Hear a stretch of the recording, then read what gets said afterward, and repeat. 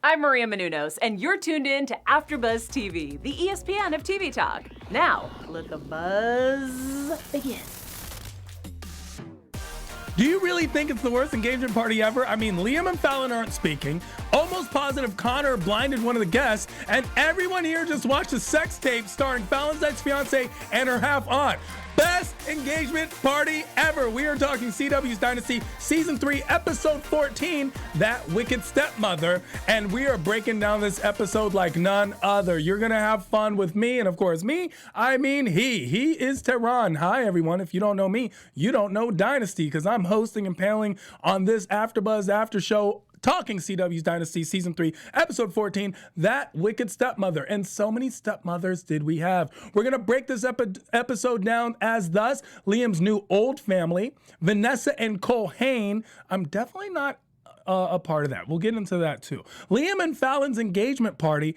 Adam learns from the best to be the worst. Cristal's plan. Col Hane's sex tape is leaked. Heidi's engagement gift. We have, of course, our special segment, Wow, where we pick the best dress of the episode. And each and every week, you know, Dynasty comes full force with the fashion, news and gossip, predictions, and more. You're going to want to stay tuned as we discuss some news. Sammy wasn't in the episode, but he's all over our news this week. You're going to want to stay tuned for that. And of course, our crystal ball predictions and more. Let me tell you what I thought overall of this episode to begin with, because I want you to understand. Last week, I was disappointed with the episode until the last 5 minutes. And I think that was something that kind of was concurred through all of us fans. We were expecting an episode. What we got was filler. Sure, it was fun, but coming off the week before, the week prior to that, we had a lot of cliffhangers and we were waiting for it to happen. But a lot of things got set up in that last 5 minutes. And man, this was the payoff this week. We got Liam's secret family. We had Cristal's plan to basically murder for hire Alexis, allegedly. I love throwing words out there like that and sentences that are incriminating. We had Adam looking for which side he was going to be on. I mean, we had a lot of things getting set up. So last week when we got an episode that seemed kind of filler, we're like, why didn't we get all these questions answered coming in? Boom, mic drop. Last week's 5 minutes and this week's whole episode. I was surprised that Liam had actually told Fallon. I thought they were going to drag out that Liam had kept it a secret and hadn't told Fallon. And yet here we get off the top. They put in the dialogue regarding Heidi, the high school friend. And of course, in the most awkward of positions where Fallon is getting caught up in her lingerie. Boom. Great scene. Then we get the setup for this Liam and Fallon engagement party. You know, a lot of things go down in the Dynasty at the Carrington parties. Everything kind of happens there. So I was waiting for that to happen, and it did. We get the Dominique payoff. We wanted to know what Dominique was going to do with the video. Finally, we get the payoff. Dominique leaks the sex tape in order to cause more drama so that she can get that reality show with their version of Mona Scott. The problem is, I felt that the payoff between Culhane and Vanessa wasn't as climactic. It should have been a bigger, more dramatic argument between the two. I mean, you just found out, Vanessa, that your current boyfriend, in a break between you and him, slept with your stepmother. That sounds like a conversation, at least a drink in the face. I also really wanted to know what happens with the Adam, Alexis, Colby, burning Blake, double scheming, triple crossing scenario that was alluded to, but nothing came of it. So I'm assuming that's a next week in the makings. However, this episode was definitely one of the more fun, more dramatic, and foundation building episodes that we've had all season. We get into it, and I'll break it down first with Liam's new old family. So Liam had a fling in high school with this girl named Heidi. I don't even know how they were on the same trip because they're clearly not from the same class of people. Heidi goes out, gets pregnant, says that she's gonna put the kid up for adoption. Liam thinks nothing of the kid, which I think is a bit suspicious, says a lot about his personal character. And then Heidi comes back right as the engagement of the Carrington, Liam, Fallon engagement is announced. We're thinking, oh, she must have a hidden agenda. I mean, that seems to be the point. Of course, Fallon thinks as well, brings it up. Liam does a great job of understanding things from Fallon's point of view. He actually sits there and sees things from Fallon's point of view and says, and isn't as offended as he should have been when Fallon just blatantly and very bluntly brings this up to Heidi. I actually feel like Liam was a little relieved that he's not being the bad guy, good cop, bad cop, and Fallon gets to be bad cop because that's where she's in her most element. So we see that Fallon's actually going after Heidi, and Liam's not exactly backing it up, just simply staying quiet, waiting for Heidi's answers. Heidi seems to be out of the blue. It's not a hidden agenda. And we see that come to fruition at the end of the episode where basically Heidi leaves Connor. That's their love child, if you can call it love, and if you could call him a child because he's kind of old. This kid is like 10 years old now, right? And he acts like he's 16. Like I'll be very upfront. So we get this man child that's left at the doorstep, and neither Liam nor Fallon are ready to be parents. Fallon, of course, wanting kids, but Liam actually says he never wanted kids. We saw that 3 episodes ago when specifically the question comes out this week, who's insane enough to rent a child, that Fallon brings up to Heidi, and Heidi's like, who's insane enough? Who would do that? Who would be insane enough to rent a child? And Fallon's like, it happens because of course she did that. When that was the conversation, if you remember, that they had, when I say they, I mean Liam and Fallon had between each other, saying, Liam says to Fallon, you never asked me, I don't want to have kids. So Liam's not prepared to have kids. Of course, throughout this episode, he seems like he's the competent, willing, wanting father. And then we get this heart-to-heart at the engagement party when they're actually fighting, where Liam's like, I'm not on board with this. I'm on board with you, to Fallon. Fallon was afraid it was going to mean her. But it's like, I'm not on board with raising kids. Like, I'm not ready for all this. This is a lot. It's a lot of work. It's a lot of pressure. Absentee father. However, coming from Sammy, who brings up the point, I'm the person who was raised without a father, always wanting my father. This is the definition of fatherhood. You step up even if you're ready or not. So here we go. We're going to go into this path. We're going to see if Connor is what is able to break up Liam and Fallon once and for all, or make their bond even stronger. Of course, Alexis chimes in, and Alexis gives Fallon all the wrong type of advice, telling her basically, number one, from her personal point of view, that the kids will always come first. Of course, she knows this. And Fallon specifically says, you didn't come to my 10th birthday party because you thought Kenny G had left you backstage passes. So we know Alexis isn't winning any Mother of the Year awards. Let's be very honest about that. Alexis has been an absentee mother herself. We're looking at the 3rd incarnation of her. I mean, Alexis hasn't been there through and through. They have a son that's just been missing for 3 years and no one seems to care. I mean, there's a lot going on with Alexis. So Alexis isn't the best mother, never has been, most likely never will be, even though Adam thinks otherwise as those two are bonding. We'll get to that later in this discussion. But as far as Alexis's advice, we realize it's not sound. Alexis basically implants a lot of thoughts and ideas into Fallon's head, which makes her overreact, overthink, and overanalyze, goes in with the wrong approach, tries to bond with Connor while Connor and Liam are still bonding. Fallon, you needed to give those two their space. It's okay. I understand you have a lot of pressure and a lot of things coming up, but you've been here before. This isn't your engagement party. It's your re-engagement party. As Sammy so eloquently points out on the mic, you've been through it all before. Just let it play. You know how to throw a party. Throw your party. It'll be fine. Also, Alexis is the one who says that basically we need to get rid of Heidi, which of course Fallon comes to the conclusion with the dream job. That offering her the dream job in San Diego seemed to backfire because it looks like Heidi took the job but did not take the kid. And so now Liam and Fallon in their new almost union are left with Connor to raise, and neither one wants to be a parent. So we'll see how that plays out. That seems to be a very brand new storyline that was introduced last week, played out this week, and we're going to get this until a conclusion, I would say, coming into the season finale. Now, we have that one relationship, major point. We have the other sidetracks of Vanessa and Culhane. I'm not a fan of Vanessa and Culhane, and I'd love to know what you at home think about this. Are you shipping Volhane? That's what we're shipping them. Vanessa and Culhane, hashtag Volhane. Are we shipping them at all? I don't know why. As much as I like the Vanessa, I'm not a fan of the Vanessa character. I feel like she's forced, she's very contrived, and I don't like the stepmother angle. It doesn't seem the stakes are high enough. The same way that Vanessa and Culhane's fight was anticlimactic. There should have been more drama. I would have much rather Vanessa have been Dominique's actual daughter, and that's why Colby and his sister just can't really mesh with the idea that their mother left, started a new family, and cared about that new family more than her old family. Why is that? So that would have been a higher stake. However, Vanessa and Col Hane seem to be going strong, bouncing off of Vanessa coming back from New York.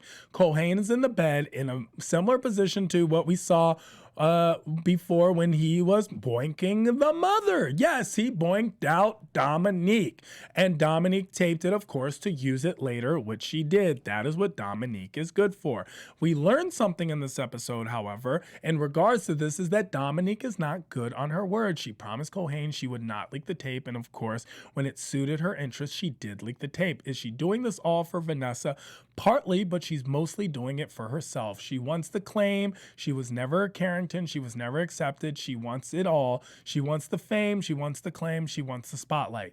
Vanessa is her means to an end, but rest assured that Dominique is her own end. She is getting to what she wants. So when we get the story of the leaked footage, and that's how she gets the reality show, we know something else. She has other footage that may be afoot. Yes, Dominique has footage of Cristal, and what Cristal admitted to being an affair that we know was not an affair. She was actually in there subjugating herself to murder for hire, which failed, and we'll get to that as well. So she has that footage. If Dominique's not good on her word, what's going to happen to this footage when she has this realization with Cristal? We need to be careful and watch out. And you don't want to get on Cristal's bad side. You wouldn't like her when she's angry. So here we get this Vanessa Col Hane storyline. Vanessa now knows. Col Hane said that he would tell her himself, didn't get to it. And of course, Vanessa finds out in the worst of ways, in front of everyone, all around. It's trending, it's going live, especially after she had dedicated a song to Col Hane. This one's for you, Col Hane, the special man in my life.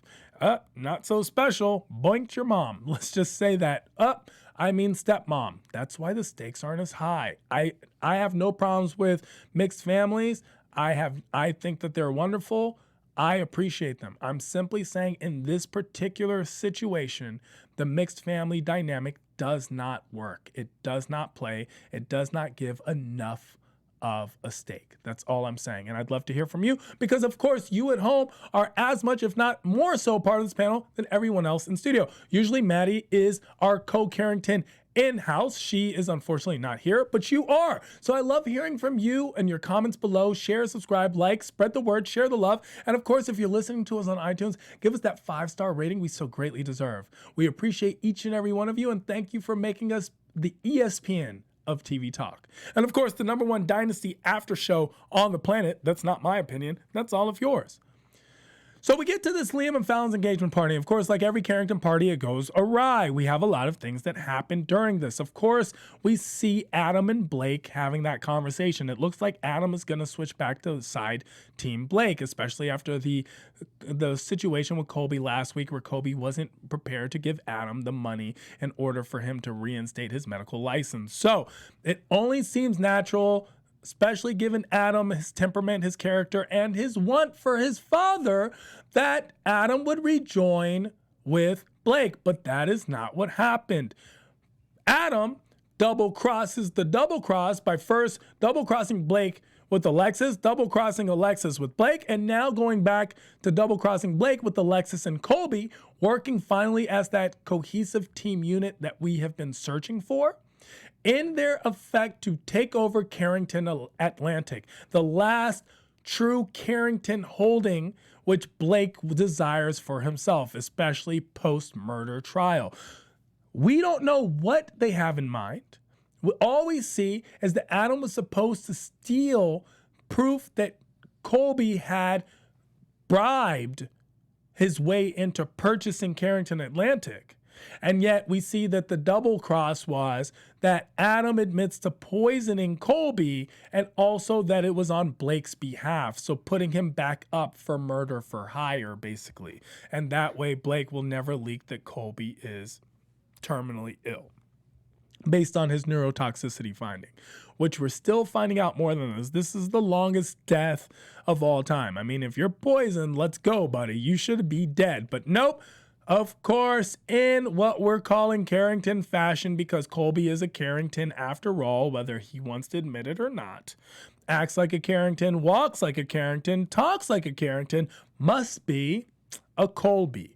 So we get the conversation where he has consistently been staying around and sticking alive and saying that eventually he's going to do all these things. But for what, Colby? If you're going down, what good is it to bring everyone around you down with you?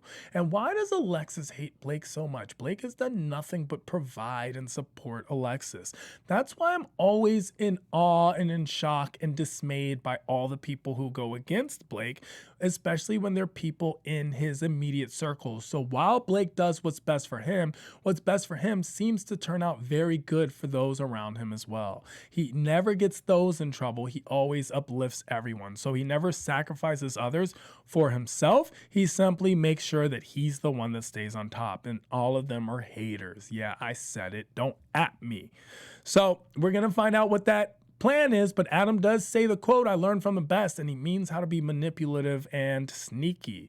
So maybe like father, like son after all. Cristal's plan. Cristal is gung-ho about attacking and killing Alexis. She feels Alexis is a threat, especially finding out that Alexis is the one who tried to take her life and therefore took the life of her ex-fiance. So we know that Cristal has this plan to the point where she was willing to fake an affair instead of cop to the plan to Dominique, which I think is going to play a huge part later on. I will talk about that in predictions. So Cristal's plan loses the hitman because Dominique followed them, so she brings in Beto, who I'm assuming is the same Beto that we saw in season 2, or at least alluded towards, who is related to her and is therefore her brother. After the bomb went off, I thought Beto was dead, but he's merely injured. He's in the hospital. It's good to get this Beto. We like having Beto around. Beto is a fun, good character. Also plays to a perfect balance of keeping Cristal's Mexican mafia ties alive, because we haven't really heard from that, and I enjoy that part of what's going on. So we really like this actor, Giovanni Caprati, who's playing Roberto Beto Flores, Cristal's brother. I really like this concept of keeping that storyline alive. They've kind of buried it a little much. It came in hot in the beginning of second season, and then especially with the business dealings, and then it died. There was no conclusion. It seemed to be steps that led to nowhere. So hopefully this is the payoff we've been waiting for in this manner, especially since Blake is unaware of Cristal's attempt on Alexis's life. Blake somehow, for some reason, keeps protecting Alexis and sees her as not a threat. Sure, she's the mother of his children, but there's got to be something more to that. Maybe Blake is deep down still in love with Alexis in some way. We'll find out. Heidi's engagement gift. Heidi leaves the sun, and now everything's going to break out. Like when Heidi said, "I have a gift for you," I thought it was going to be something better. So this engagement party didn't go as planned. We get a couple heart-to-hearts. We get an Alexis-Cristal heart-to-heart, which I thought was going to lead to reconciliation, but Alexis pushed the boundary a little too much. We get a Fallon and Cristal heart-to-heart, in which Cristal basically apologizes to Fallon for not being there more for her, and it seems to be in an attempt to simply bring Alexis. We get a Blake and Cristal heart-to-heart, and Blake basically does look out for Cristal by uninviting Alexis to her own daughter's engagement party. We get an Adam and Alexis heart-to-heart, in which Adam and Alexis seem to have a heart-to-heart off camera regarding their allegiance and the loyalty or subjugating disloyalty of Blake towards Adam, because if he's going to do it once, he'll just do it again. We get a lot of these heart-to-hearts that play out and hopefully are setting up for what we're going to consider to be something in a storyline going on further. A lot of things just left in the wind. Let's see how they all play out. Talk about it in predictions. Let's get to our special segment, Wow. Special segment, Wow! The hottest outfit every day is a runway, especially in the Carrington Manor. Hottest outfit of the episode. Love to hear from you. Let me know your opinion. I'm going with Alexis's outfit with the brim hat as she crashes Fallon's engagement planning party. That outfit was hot, hot, hot to trot, and I mean that because it looks like something you could wear to the Kentucky Derby. So good for you, Alexis. We love you. Let's talk about some news and gossip, shall we? AfterBuzz TV News. So, while we didn't get a lot of Sammy in the episode, we get a lot of Sammy on social media this week as Dynasty star Rafael de la Fuente shows off his pipes on Instagram.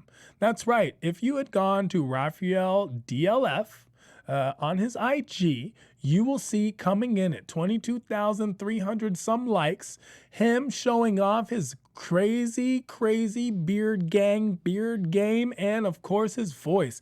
Roll that beautiful bean footage.